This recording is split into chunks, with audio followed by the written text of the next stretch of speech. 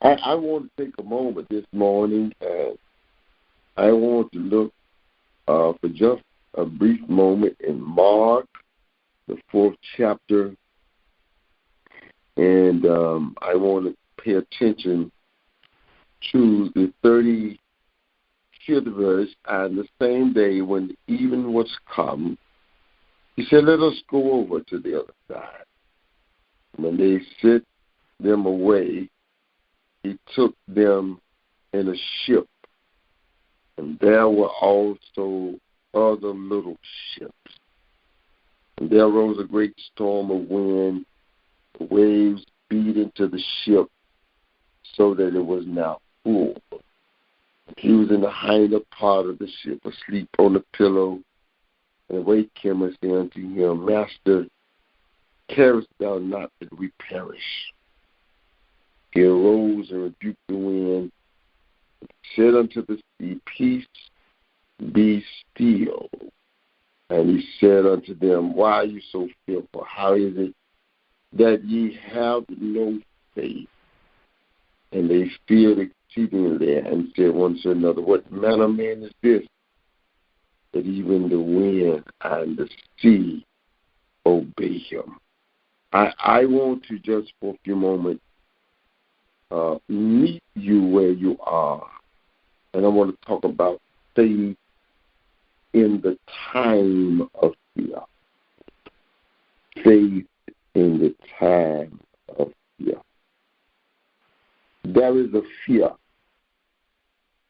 that is resonating over our city. And it is a fear for our own lives, and it is a fear for the lives of our young people. Terrible shootings happened this week, and it hit us in a different way. None of us want to see our children lose their lives by way of gun violence. Yet we have many young people who are turning to weaponry and guns for answers, when in fact what you may see them expressing through a gun is really the expression of fear. Many of them are living their lives in fear, and they choose to protect themselves with a gun. How is it that we have come to this place? When I was in school, we used to fight with our fists. Hit a kid on the back of the neck at this, or step on his shoes, or thump him in the head, or if you did get in a fight, we would put our shoulder next to their shoulder and walk around in the circle for at least 5 minutes before any kind of lick was blown. I know somebody know what I'm talking about. But today, these kids, they have disagreement, and without fully understanding the disagreement, pull out a gun, take a life. And because of that, many of us are living in this nostalgia of fear. Fear is somebody said that fear is so powerful that it's a mind killer. It not only kills you spiritually and emotionally, but fear can kill your mind. Fear can paralyze you and make you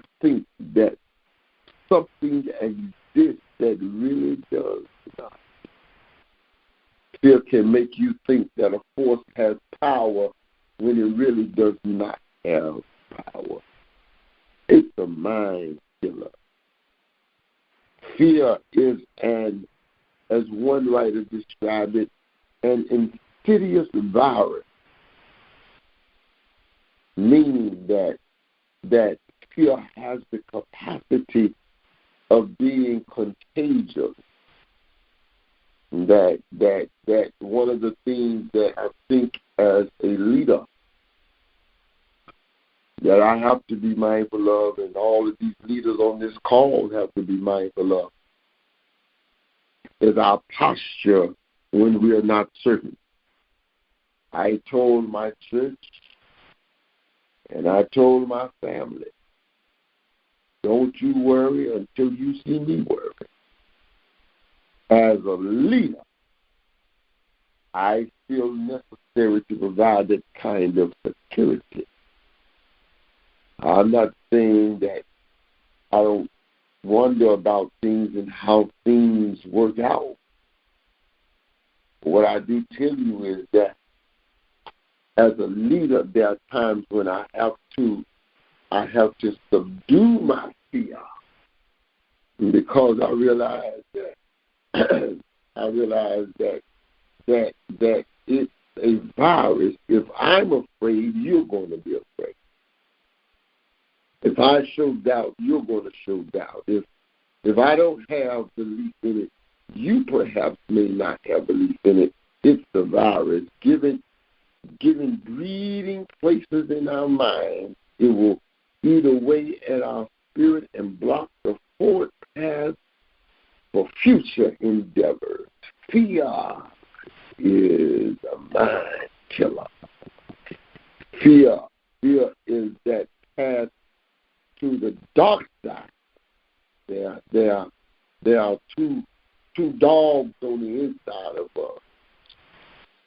One is called faith, and the other is called fear. And man had two dogs, understood the two dogs on the inside of him. He said, sir, he said, yes, there are two dogs on the inside. One is called faith, and the other is called fear. And they are constantly fighting one another. And he said, which one would win the fight? And the wise man said, well, the one that you feed the most is the one that would become stronger and kill the other. What I'm trying to tell you is that there's a dog called faith and there's a dog called fear. And if you feed fear, it will become stronger and kill the other. You must know that fear opens up paths in your life. Yes, it does. It opens up paths. It doesn't just start with fear and end.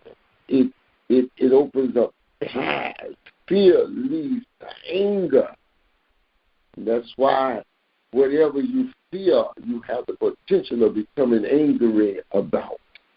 Have you ever seen people who just fly off the bat for no reason? Have you ever seen people who just scream and yell and all you said was good morning? There's something that they fear.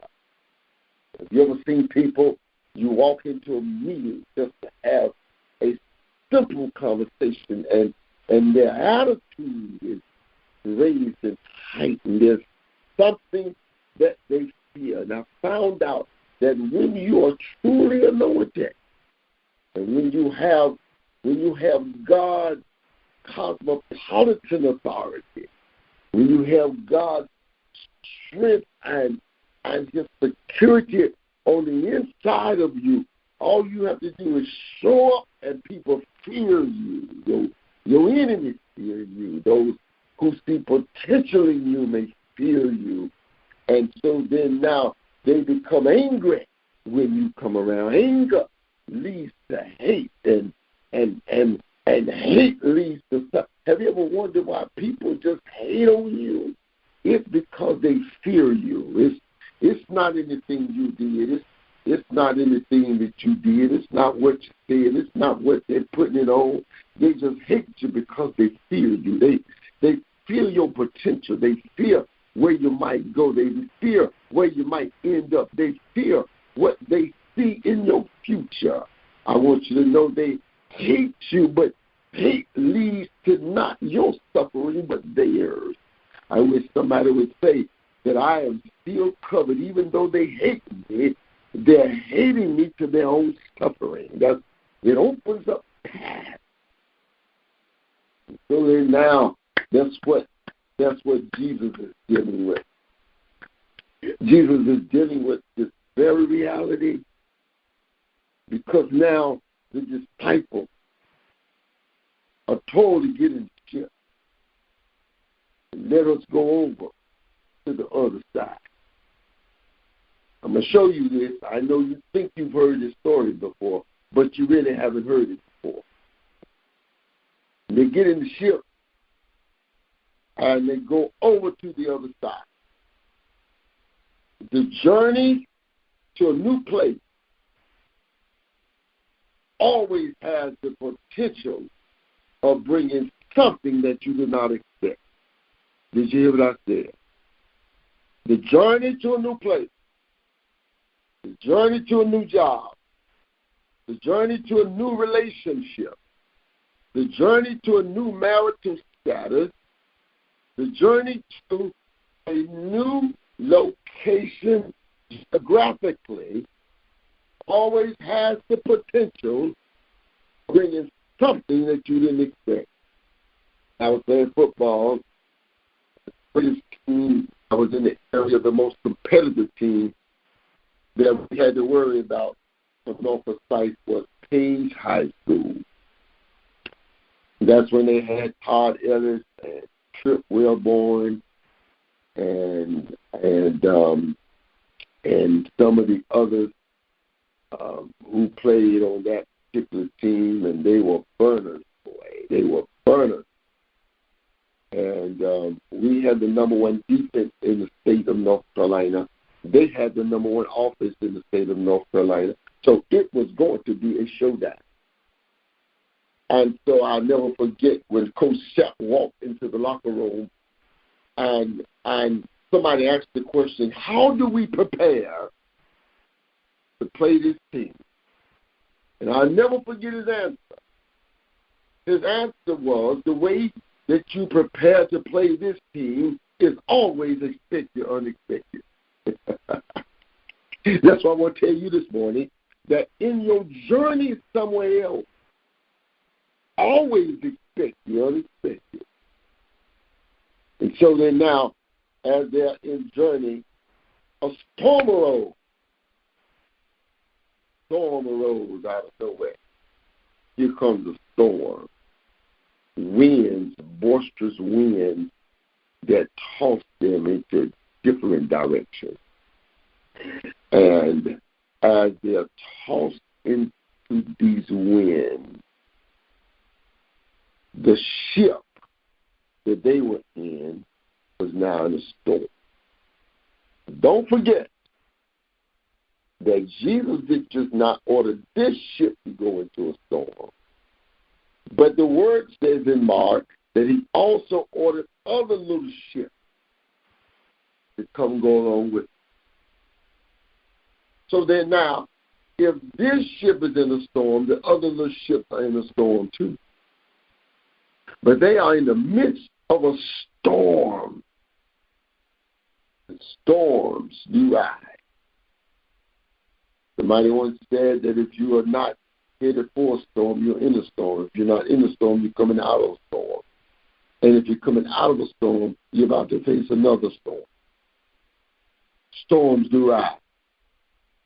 Sometimes they are emotional storms, where you can't get yourself together emotionally. You're stable one day, you're unstable the next day. You can get along with people one day. You don't want to be bothered the next day. You don't want to see light the next day. You want to stay in the bed one day. You have energy the next day, and then the next day you just want to hang out in the bed and be by yourself. Emotional storms. mental storm, mind games being played on, spiritual storm, where the enemy is testing you from all ends, physical storms, body breaking down, things you used to do you can't do no more, hair getting a little silver, eyes getting a little dimmer, footsteps getting a little shorter. That lets me know my time ain't much longer. Storm keep on rising. In the midst of the storm, fear sets in. The disciples fear. And they wake up in great fear. And Jesus is still asleep. And fear takes over them. Here's where I want to hang out for just a few moments. They had Jesus on the ship, yet they're living under the hand of fear. When you are in a storm, fear is fighting to get in the front of the line. And they become fearful. And they said, Jesus, wake up. This storm is about to overtake us. But they forgot that he was just as much as in control of sleep as he was awake. He's just that sovereign. So he wakes up and he rebukes them and the wind and says, peace, be still. I want you to know that there's a fear around us because we hear these guns and weapons and children dying in our streets and we don't know if we're even safe in our own home. There's a fear around us. But I come today to tell you that be aware, but don't be fearful. Learn how to live in peace. He said, peace, be still. This peace that Jesus is speaking of, I want you to know that this peace is in the Greek, and it's closely aligned with the word harmony. All right, it's a peace that means oneness, quietness, or rest. It is a peace where two or three things are joined together. And what he's saying is that if you're going to have peace, you all got to hook up with me. I'm in the ship, but you ain't with me. How many of us are in the ship? We in the church. We go to Bible study. We read our word. We lift up our heads in worship. We praise Him. We have the appearance that we're with Him, but we really ain't with Him because we live in fear and not peace. He says, hook up with me. Be at one with me. That's where your peace is. Because as long as He's in my ship, have peace. I don't care what's going on in your life right now. I don't care what kind of storm you're facing. It doesn't matter what winds are blowing. It doesn't matter how bad your ship is being tossed from to and fro. If you hook up with Him, there is harmony. There is peace. And notice that Jesus rebukes the wind And he says, peace, be still. He rebukes the wind, but he tells them to be still. While storms are raging. Beloved, I'm about to finish. Can you learn to just be still? Can you not be so reactionary to people's actions towards you? Can you just learn to be still? Can you not spend all night trying to figure out your next move, but just learn to be still? Can you not try to compete with what you believe to be your rivalry and your competition, when in fact your competition ain't even thinking about you? That's that fear coming out. Can you learn to be still? Can you learn to just wait on him and not try to make tasks on your own? Because a desperate decision always leads to a deadly destination. Can you learn to be still? Can you learn to be still? Mark does something that introduces tremendous irony. And I'm finished, and then we're going to move to Sunday school. And that is this. He opens up by talking about little ships being with this ship. But by the end, he doesn't even mention them. Where did they go? Where did they go?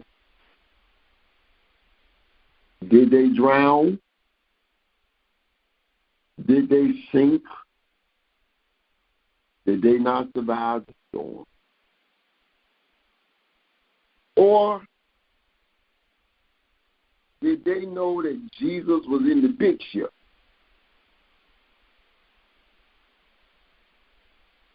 And if he calmed the wind for the big ship,